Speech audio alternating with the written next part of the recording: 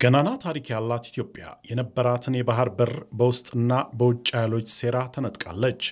ይህን የባህር በር ጥያቄ የማጣት ጉዳይ ለምን ብሎ ማንሳትም እንደ ወንጀለኛና ጸረ ሰላም የሚያስቆጥርበት ጊዜም ነበር።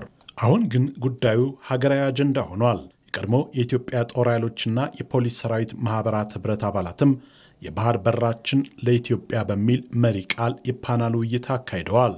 የውይይቱ ተሳታፊዎች ኢትዮጵያ በሴራ ያጣችው የባህር በር በእጅጉ እንደጎዳት ነው የገለጹት። ወጪና ገቢ ንግዷን በአስተማማኝ ሁኔታ ትፈጽም የነበረ ጠንካራ የባህር ኃይል የነበራት ነች።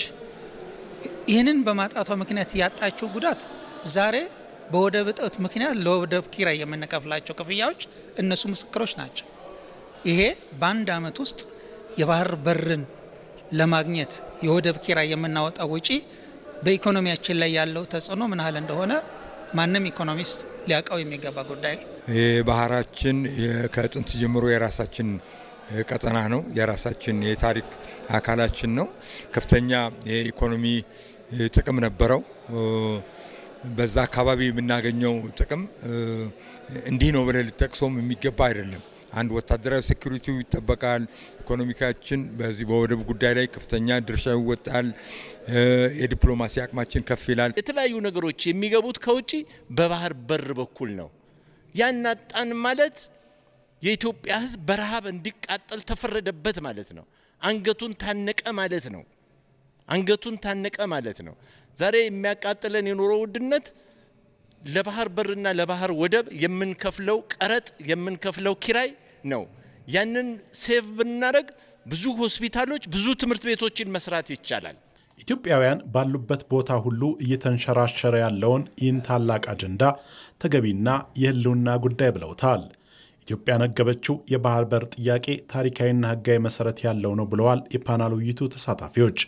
አሁን በለውጡ መንግስት ነገሮች ተቀልብሰው ዛሬ ደግሞ አሁን ያን ጥያቄ ትውልዱ እንዲያነሳ አጀንዳ ሆኖ ዓለም አቀፍ ተቀባይነት እንዲያገኝ መነጋገሪያ እንዲሆን አድርጓል። መንግስታችን ኢትዮጵያ የተለየ አድቫንቴጅ ፈልጋ አይደል የምትጠይቀው፣ በዲፕሎማሲ በታሪካዊ መሰረት አለው የምትጠይቀው፣ የፍትህ ጥያቄ ያለው የምትጠይቀው፣ የህልውናዋን ጥያቄ የማስከበር ጉዳይ ነው። ይሄ ወጣት ይህን ታሪክ ካወቀ በኋላ ይህን ባህር የማስመለስ ትልቅ ተጋድሎ ማድረግ አለበት። የቀድሞ የጦር ኃይሎችና የፖሊስ ሰራዊት አባላቱ የባህር በር ጥያቄው መልስ እንዲያገኝ ብሔራዊ ግዴታችንን ለመወጣትም ዝግጁ ነን ብለዋል። መንግስታችን ይዞ የተነሳውን አቋም በመደገፍ ይሄ ፓናል ላይ በአቋም መግለጫ ያ የቀድሞ ሰራዊት አስፈላጊውን መስዋዕትነት ለመክፈል ዛሬም ቃል ኪዳኑን አድሶ የተነሳበት ስለሆነ በዚህ ጉዳይ ላይ ሁላችንም በመግባባት አሁንም ውይይቱ እየቀጠለ ያለበት ሁኔታ ይገኛል።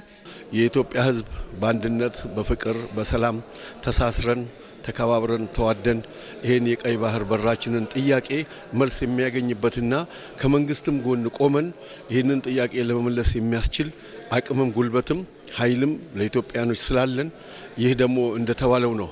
ከአሁን በፊትም መሪዎቻችን ድንበርህ ህልውና ተደፍራለች፣ ታጠቅ፣ ተነስ፣ ታሸንፋል የሚለው መርህ ዛሬም ሊሰራ ይገባል የሚል አስተያየት አለኝ።